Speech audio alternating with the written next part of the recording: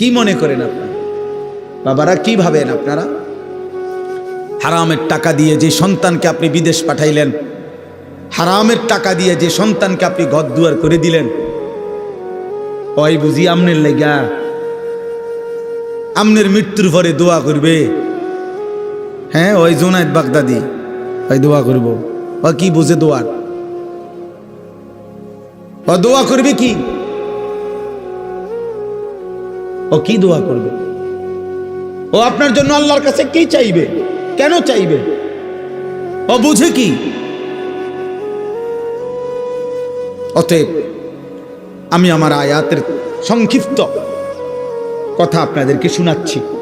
বাকি আজকের এই নওজোয়ান ভাই, প্রিয় সন্তান, তোমাদের কাছে আমার অনুরোধ, যদি মুসলমান মায়ের ঘরে জন্ম নিয়ে থাকো, যদি ইমানের এক ফোঁটা রক্তের শেষ কণিকায় এক ফোঁটা ইমানও যদি থাকে, তো আজকের থেকে আজকে এশার নামাজ পড়ো, আজকে। আর নাই তো তোমার ভালোবাসা আমি প্রত্যাখ্যান করলাম, তোমার মহব্বত আমি প্রত্যাখ্যান করব। তোমার মহব্বত নিয়ে তুমি থাকো। এই ভালোবাসার কোনো মূল্য নাই। আল্লাহর জন্য ফিরে আসো, মালিককে সেজদা করো, বলো ইনশাআল্লাহ। নওজোয়ান ভাই বলো ইনশাআল্লাহ। ফজরের নামাজ পড়ো, ফজরের নামাজ। ফজরের নামাজ মুমিনের নামাজ, ফজরের নামাজ মুমিনের। সারা বাংলাদেশে আলহামদুলিল্লাহ আমাদের অগণিত ছেলে ফজর ক্যাম্পেইনের কাজ করে, ফজরের প্রচারণা, ফজরের নামাজের জন্য নিজে পড়ে বন্ধুদেরকে জাগায়। আলহামদুলিল্লাহ এমন অনেক কিশোর যুবক আলহামদুলিল্লাহ সারা বাংলাদেশে এখন আমাদের মহব্বতের আছে। হ্যাঁ, এই দিনও শনিবার দিন আমার মাদ্রাসা একসাথে ফজর ক্যাম্পেইনের ছেলে, কিশোর নওজোয়ান স্কুলের ছেলে 87 জন একসাথে আসছে, যারা নিয়মিত ফজরের নামাজ জামাতে পড়ে। আলহামদুলিল্লাহ। প্রিয় ভাই, মনে রাখো, আমি প্রত্যেক দিনে কথা বলি যে আল্লাহ তাআলা নবী সাল্লাল্লাহু আলাইহি সাল্লামকে বলছেন, বন্ধু আপনি কালেমার দাওয়াত দেন মক্কার জমিনে, প্রত্যেককে দেন, কিন্তু আপনার সাহাবা হিসাবে ইসলাম বিজয়ের জন্য আগামী দিনে কাদেরকে লাগবে এটা আমি নেব কাকে আমার ফয়সালা, নেব না কাকে আমারই ফয়সালা, আপনি দাওয়াত দেন। এজন্য নবীজি সাল্লাল্লাহু আলাইহি সাল্লাম তিনি আবু জেহেলকেও দাওয়াত দিছে, আবু বকরকেও দাওয়াত দিছে, আবু লাহাবকেও দাওয়াত দিছে, ওমরকেও দাওয়াত দিছে, উতবা শাইবাকেও দাওয়াত দিছে, উসমান আলীকেও দাওয়াত দিছে। কিন্তু প্রিয় ভাই বাবা, আল্লাহ তাআলা বলছে, বন্ধু আবু বকরকে আমি নিলাম, ওমরকে আমি নিলাম না, আবু লাহাবকে নিলাম না, উতবাকে নিলাম না, শাইবাকে নিলাম না, ওসমানকে আমি নিলাম, আলীকে আমি নিলাম। অথচ খোদার কসম, আবু বকর যেই বংশের, আবু জেহেলও সেই বংশের, আবু লাহাব যেই বংশের, উমরও সেই বংশের, উতবা যেই বংশের, ওসমানও সেই বংশের, শাইবা যেই বংশের, আলীও সেই বংশের। 4 জনই, এদিকের মুমিন 4 জন, ওনারাও কুরাইশ, ওইদিকের বেঈমান 4 জন, ওনারাও কুরাইশ বংশের, কুরাইশ বংশের। কিন্তু মালিক চাইছে কাউকে নিছে, মালিক চাইছে কাউকে নেয় নাই। অতএব তুমি কিংবা আমি, আমার তোমার জন্য ইসলাম থামবে না, কালেমার বিজয় থামবে না, ইমানের বিজয় থামবে না। মাহদী আসবে, ইমানের বিজয় হবে, দাজ্জালের বিরুদ্ধে লড়বে, ইসরায়েল হারবে, ফিলিস্তিন জিতবে, গাজা জিতবে, বিশ্বময় ইসলামের পতাকা উড়বে, কাদিয়ানীরা কাফের ঘোষণা হবে, ইসকনের গুন্ডারা হেরে যাবে, মোমেনের পতাকা উড়বেই উড়বে। কিন্তু দেখার বিষয় হলো তুমি কামে লাগছো কিনা। তোমার মতো অপদার্থ, তোমার মতো নারীর ছবিতে অভ্যস্ত, মোবাইলের অশ্লীল দৃশ্য অভ্যস্ত, তোমার মতো পেশাব করে পানি নাও না, তোমার মতো আল্লাহকে সেজদা দাও না, এমন নাফরমান ছাড়াও মনে রাখো ইসলাম টিকবে ইনশাআল্লাহ। তোমার মতো আকামলা ছাড়াও পৃথিবী চলবে ইনশাআল্লাহ। রবের লোক লাগবে যতজন, ইমানদার লাগবে যতজন, মুজাহিদ লাগবে যতজন, মর্দে মুজাহিদ লাগবে যতজন, ইমানদার যুবক লাগবে যতজন, খোদার কসম আল্লাহ নিজেই পছন্দ করে ততজন নিবে। তুমি আমি দোয়া করো যে আল্লাহ আমারে নেন, আমারে নেন, বলো ইনশাআল্লাহ, বলো ইনশাআল্লাহ।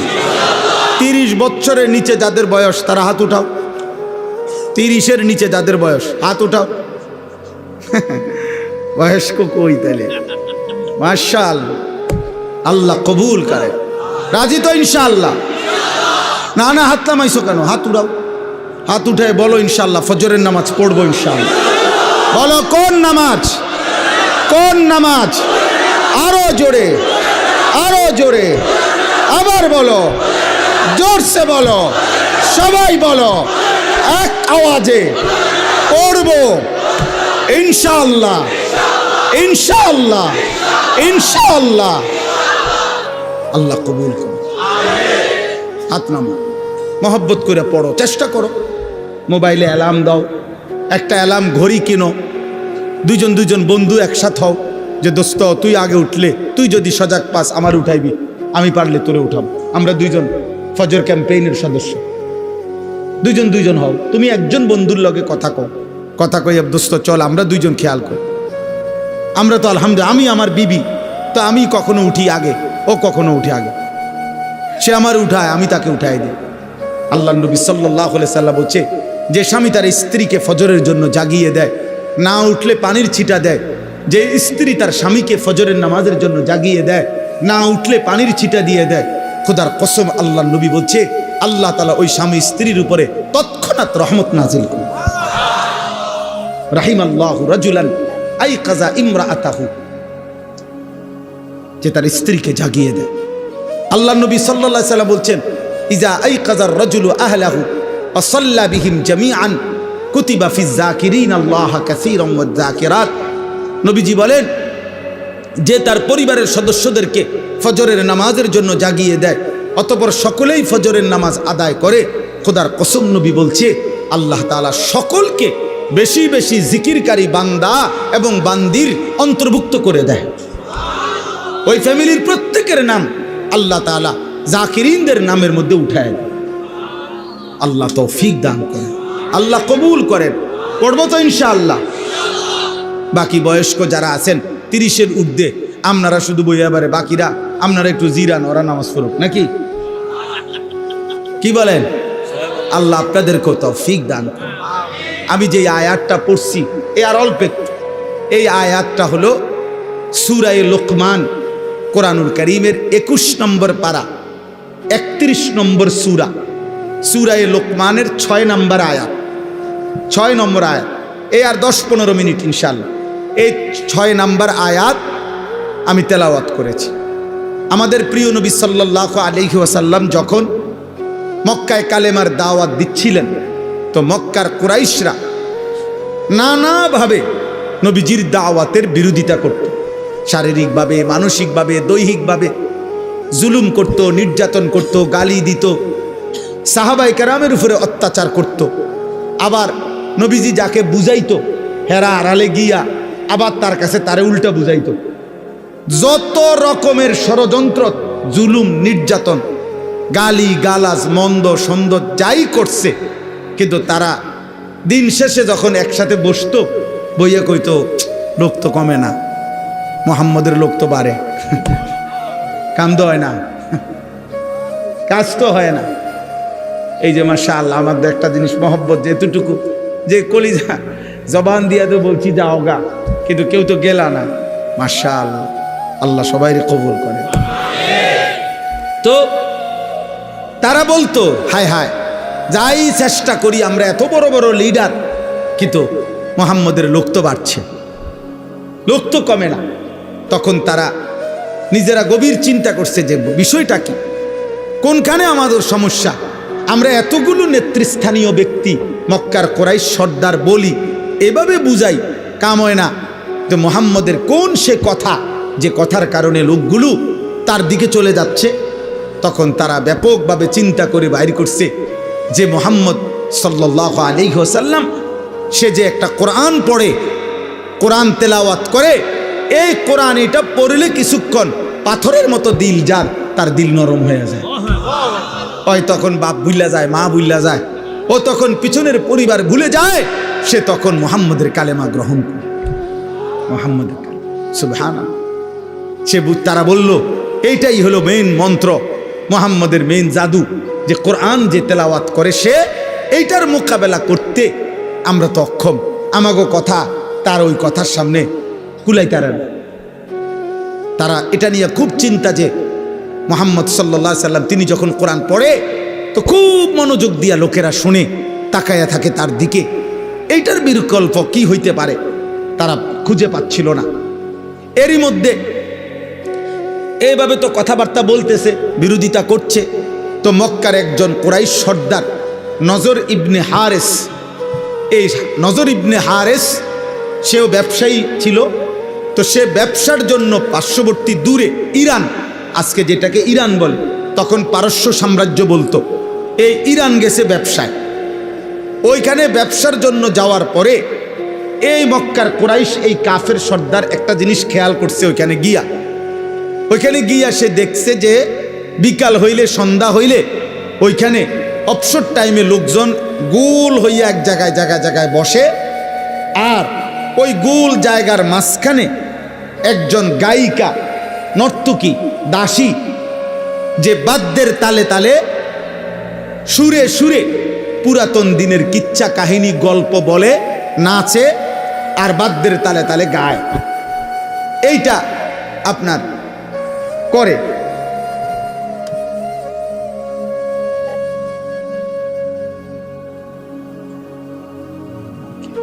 আচ্ছা, তো এরপরে চলে যায়। আরে এরা খুব চারদিকে, সে দেখলো যে যেখানেই ওই গায়িকা গায়, নর্তকী নাচে, সুরে সুরে বাদ্যযন্ত্রের তালে তালে যখন গায়, তখন পিছনের গল্প কিচ্ছা কাহিনী যখন বলে, তখন মানুষগুলো গোল হইয়া মনোযোগ দিয়া ওই গায়িকার কথা শোনে, গানগুলা শোনে।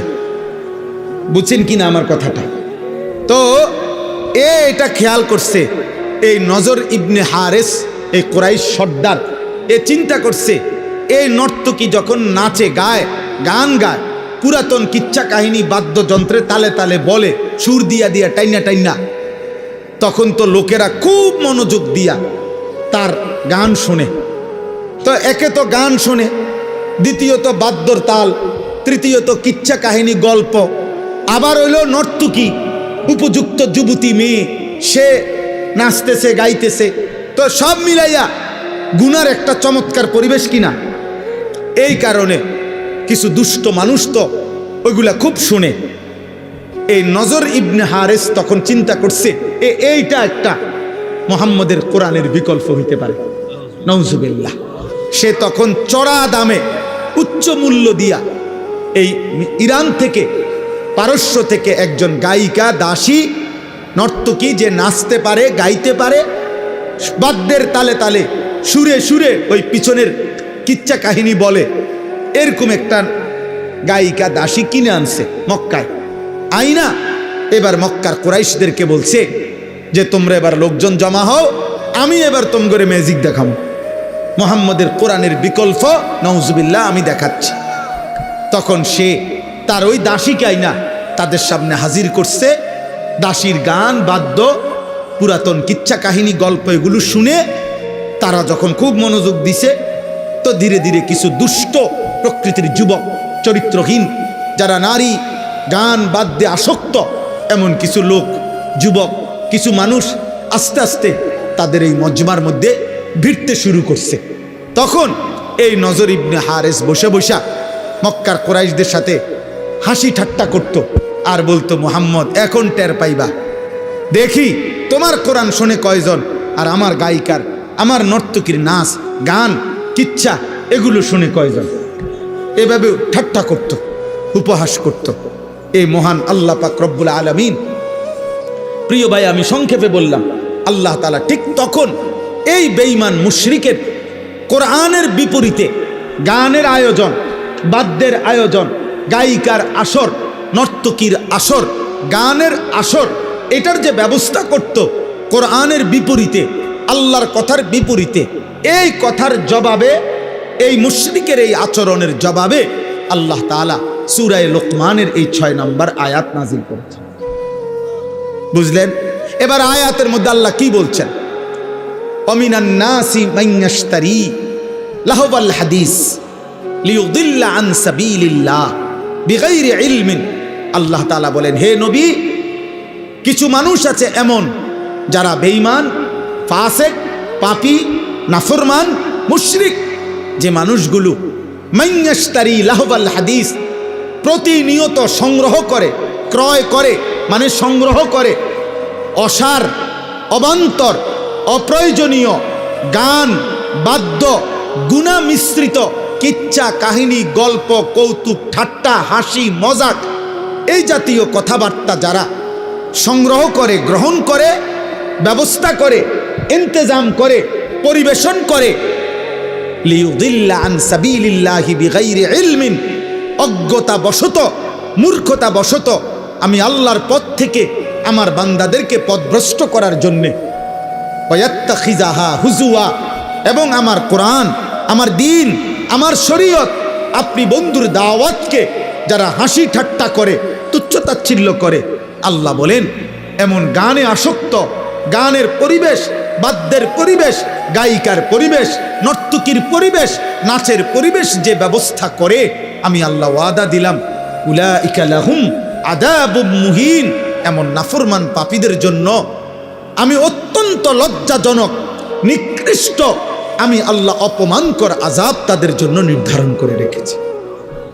শুধু আযাব দেব না, বরং মুহিন, মুহিন মানে এহানত, আমি অপমানমূলক আযাব দেব, অর্থাৎ বেইজ্জতিও করব, আযাবও দেব, আযাবও দেব। প্রিয় ভাই আমার, কোরআনুল কারীমের বহু জায়গায় আল্লাহ তাআলা আযাবের সময় অপমান কিভাবে করবে হাসরে আখিরাতে তার বিস্তারিত বর্ণনা দিয়েছেন। কোরআনে আল্লাহ বলছেন, প্রত্যেক জাহান্নামী পাপীকে হাসরের ময়দানে আল্লাহ তাআলা ফেরেশতার মাধ্যমে প্রথমত অপমান করবেন, এরপরে ধাক্কা দিতে দিতে, লাথি দিতে দিতে জাহান্নামে ফেলবেন। কোন নাফরমান, কোন জাহান্নামী, কোন পাপী, খোদার কসম তাফসীরে আছে, স্বাভাবিক পায়ে হাইটা জাহান্নামী জাহান্নামে যাইতে পারবে না।